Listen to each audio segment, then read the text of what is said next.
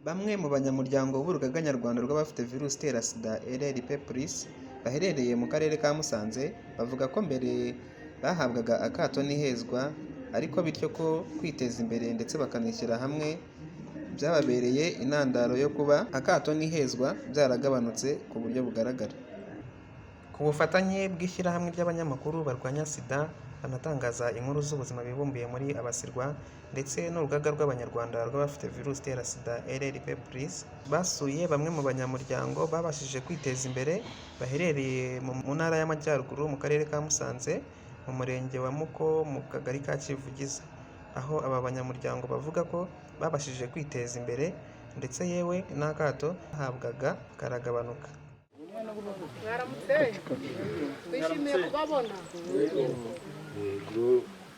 Muri make koperative yacu ubuzima Nyange yatangiye ari ishyirahamwe turi abantu 7 muri 2006 niho twatangiye turi abantu 7 cyagiye abantu bahezaga abantu nta gaciro abantu bafite muri make, ariko tumaze kwiyubaka ko twagenda dukura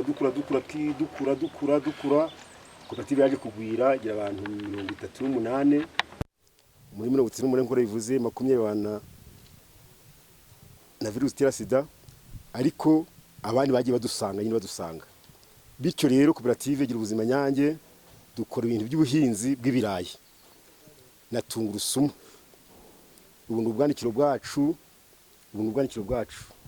kibanza twaraciguriye ku mafaranga yacu abanyamuryango bateranyije uko bashoboye turacubaka tuza kugira neza tundi umuntu adutera inkunga, ariko turashimira cyane Urugaga Nyarwanda rwatugiye kubivugiza cyane kuba tugeze aha ngaha dukesha inkunga baduhaye inkunga miliyoni 2.5.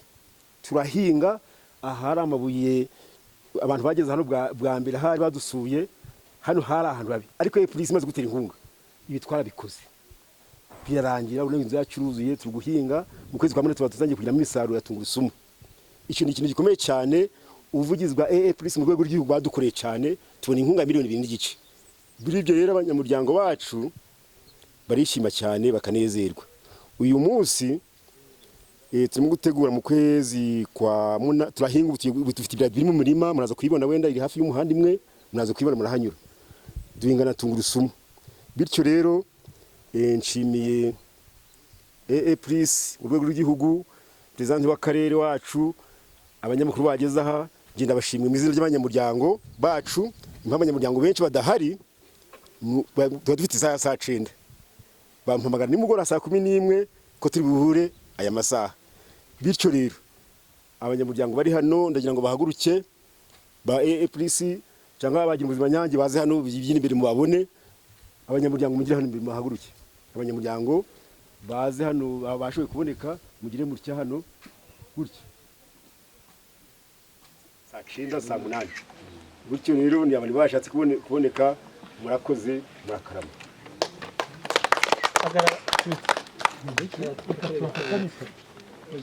Abenefisiyaho ku buryo mwavuga ngo hari icyo leta yabatekerejeho mu bibazo mwahuye nabyo nyine mutaribumbira mu makoperative.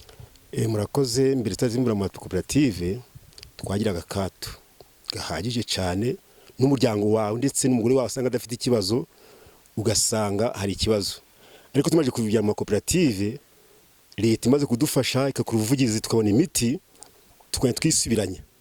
Mbere umuntu arafite bapfaga abantu buri munsi, ariko tumaze kubona imiti ubuyobozi bwacu bwiza budutekerejeho twumva ko dufite agaciro. Twari turi abantu 7 tutajya koperative twaje guhinga abantu bakatuniega bakaduhengeza ntuza mugasize bigeze kuduha santé de santé yaduhaye umurima twaje guhinga abantu bagahagarara. Bityo n'abandi bari bafite ubwandu ntibazi, ariko tumaze kwiyungunganya tumaze kubona imiti tumaze kuvuga ubuvugizi tumaze kugira imbaraga turi guhinga twagize agaciro gakomeye cyane ku muryango wacu. Twagize agaciro bituma n'abandi badafite ubwandu badusanga. Twatangiye turi abantu 7 tugeze kuri 38 barindwi barafite ubwandu. Muri 7 dufite ubwandu haza baraza bake baraza tumaze kugira ibikorwa n'abandi badafite ubwandu bahita baza badusanga bituma ryahezwa rigabanyuka burundu. uyu munsi nubwo bihari twabara nka 1% hano iwacu ni nka 1%. icyo mwifuza kuri leta n'abafatanyabikorwa bayo harimo aba bahagarariye RRP+ niki ahakiri imbogamizi kugira ngo izo ziveho murabifuza iki? Icyo tubifuzaho cyane burya nkatwe cyambere ni umutekano n'amahoro. Ikintu cyambere iyo ufite ubuyobozi bwiza ntabwo urwara ngo here mu nzu. Kuba turiho nuko dufite ubuyobozi bwiza. Nyakubahwa perezida wacu wa Repubulika hari icyo yadukoreye. N'uyu munsi katwe police twe turi muri 100%. Ntawamuhinduka kiretse tutagihari. Kubera ko yakoze uvugizi aje hirya no hino agira gute tubona imiti tubaho pe. Police maze gushingwa yabukoze uvugizi bukomeye cyane bituma tugira imbaraga none. Uyu munsi turiyo kubwo igihugu cyacu imiyoborere yayo myiza. Uyu munsi tugize umutekano muke twabonye gusubira hehe hahandi. Uyu munsi kuba turiho n'ubuyoborere bwiza. Ikindi cyangwa kugarukaho utubwiye ko madamu wawe yitabye Imana ukaza gusigarana n'abana 4. Muri abo bana 4 hari abari barwaye abari ku miti yo babanganye bangahe?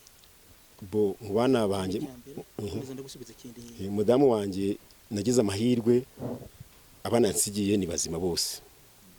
Nyuma yaho bamaze gushaka nazanye ndi mudamu kubera gufata imiti myiza kandi dufitanye ko ari mu wa mbere wisumbuye. Ufite twana tubiri nawe nako nta kibazo tugira kubera gufata imiti neza.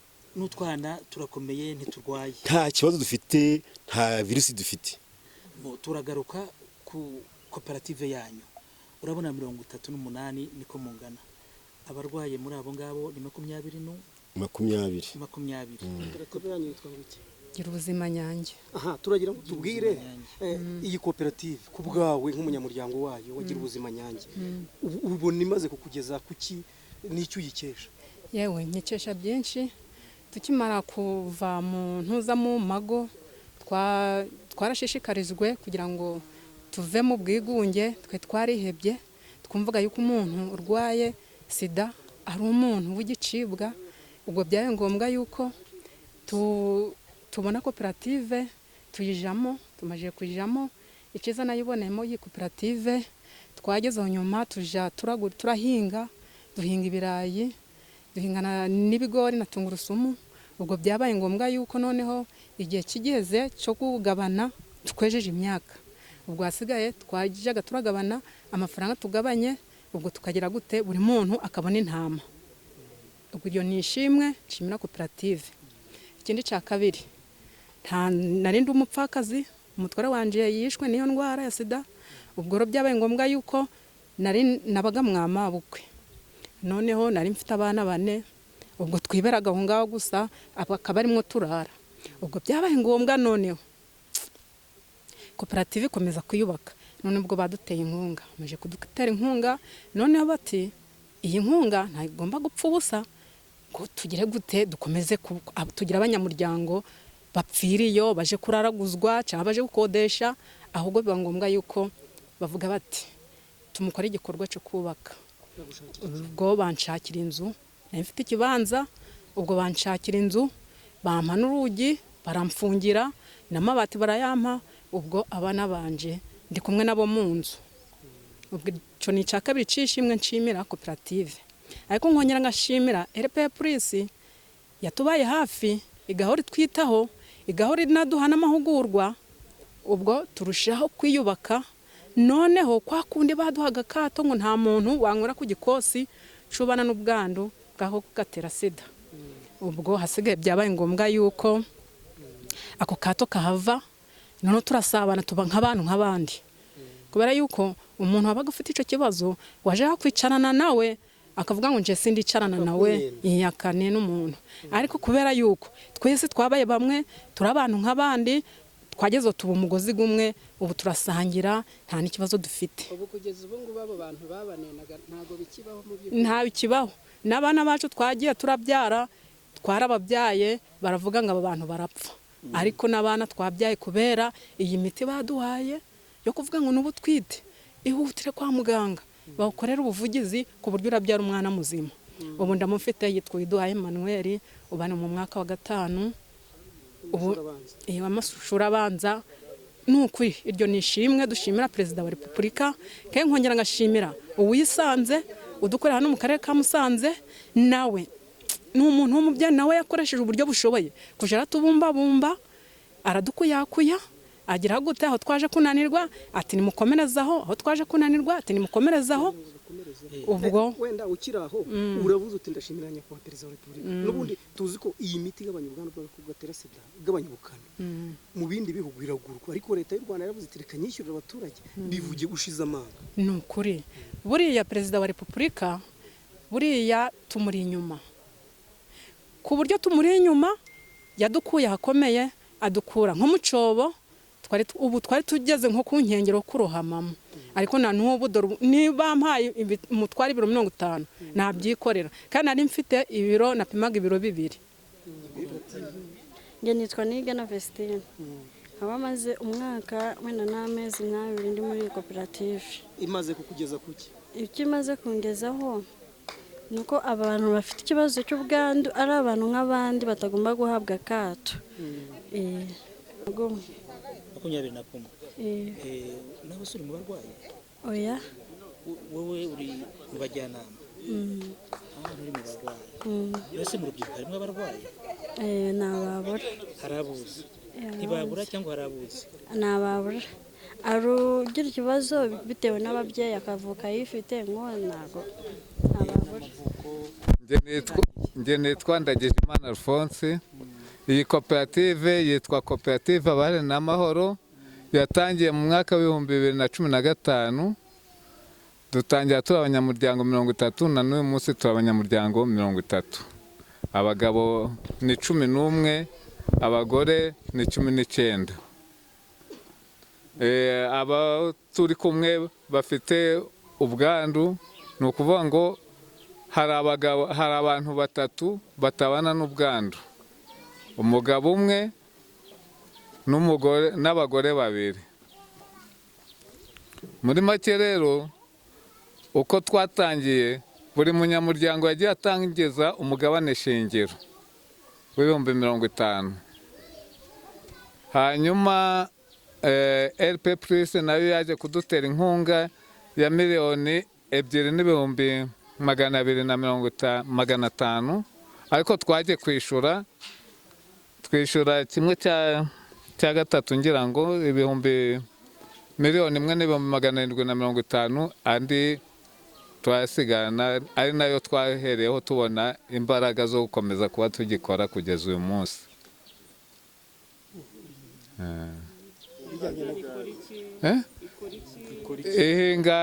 Ihinga ibirayi igahinga n'ibigori ni kuri 3/4 bya hegitari.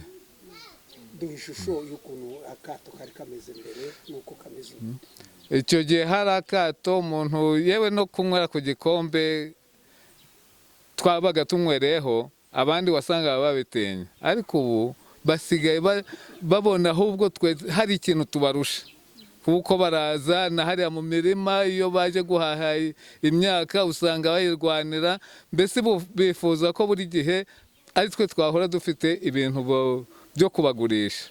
Inaha rero ntabwo batuma abahande baza kubigura, ahubwo n'inaha abaturage ubwabo nibo baza kubigura, ubu nta kato kakibaho. Murakoze, nitwa Nyangora Jeannette. Kuba mbana n'abafite virusi itera sida hari ikintu byanyunguyeho kuko turafatanya tugahinga. Ubu nkanjye nabyariye mu rugo, nakuyemo ingurube, nkuramo ihene, mbasha kurihira umwana wanjye mituweli. Kandi ngewe numvise ko kubaha akato ntacyo byamarira, n'umuntu wifuza kubaha akato ndababwira ko ibintu bari gukora atari byo, kuko nabo ni abantu nkatwe, kandi nabo ahantu bageze ni ahantu heza hashimishije. Wowe wisanze gute cyangwa wabisanzuyemo gute kuko abandi barababona bakanirukana? Oya, ngewe ibintu byo kwirukanka ntabirimo kuko nkatwe papa arayifite, ako twe turi bazima. Kuko rero nasanze papa ayifite byatumye ko ngomba kwisanzura ku bandi kuko bose bameze nkawe. Numva ko n'abari ababyeyi nka papa ndabinginga ngo nshaka kurinjiramo baranyemerera mbana nabo gutyo. ubu rero kubana nabo umaze iki ku iterambere ryawe ku giti cyawe? Ubu ngubu bimaze kungeza kure pe, nakuyemo ingurube nkuramo ihene ndikurira umwana wanjye mituweli nanjye nkariha mituweli, uri kumva ko ngeze ahantu hashimishije.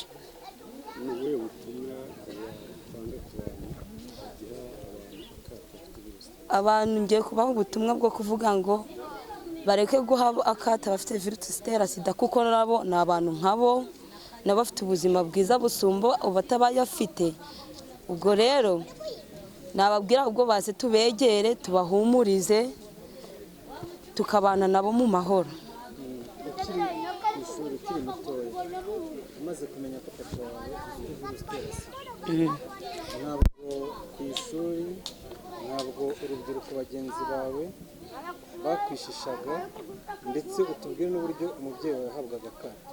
Oya, ku ishuri ho ntabwo bamaga akato, usibye mu rugo mu rusisiro niba wasangaga bari kuduha akato ngo runaka ifite na runaka, gati tugomba kuvugana nabo ngo batazatwanduza.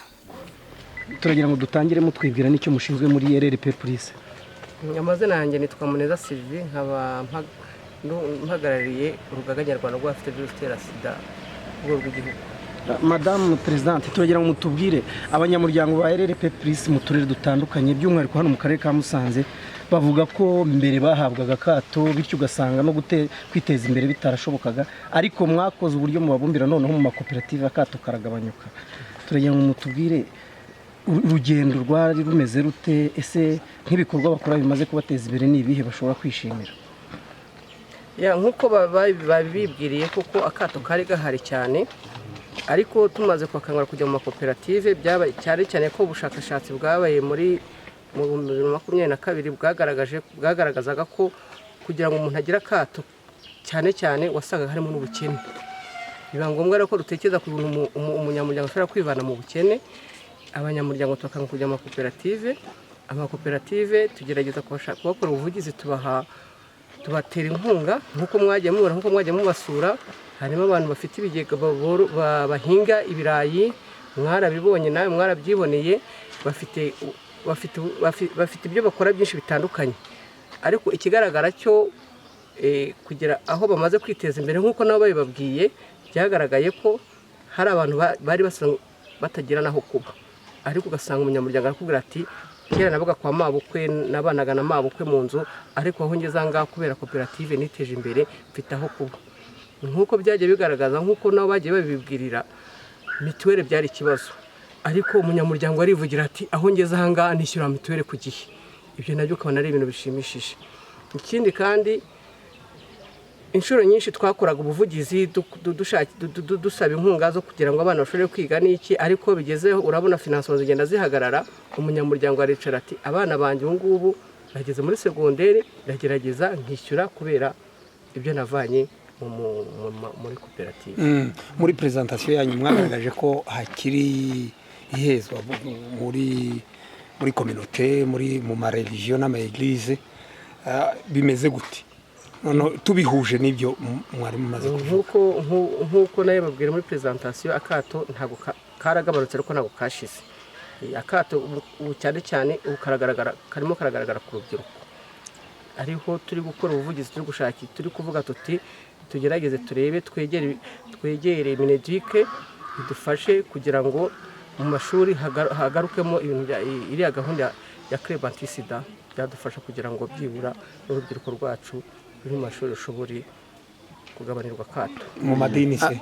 Mu madini nk'uko turi kugerageza turimo turakorana na RICH, urugaga rw'abanyamadini, kugira ngo badufashe mu biganiro bakora muri kwa kundi baba bigisha ijambo ry'Imana, ariko no mu biganiro baganira kiriya kiganiro cyo kumva ko hagomba kuboneka umuntu uzajya baganiza abayoboke babo, bumve ko sida igihari, bumve kandi ko babaganiza babusha ko umuntu ufite virusi itera sida ari umuntu nk'abandi kandi ashoboye, atagombye guhabwa akato. Ku bashakanye umwe yanduye undi atanduye bimeze gute, cyane cyane ko abenshi ubona bumva bavuga ko hari aho bageraho ukabona ko ari ikibazo gikomeye.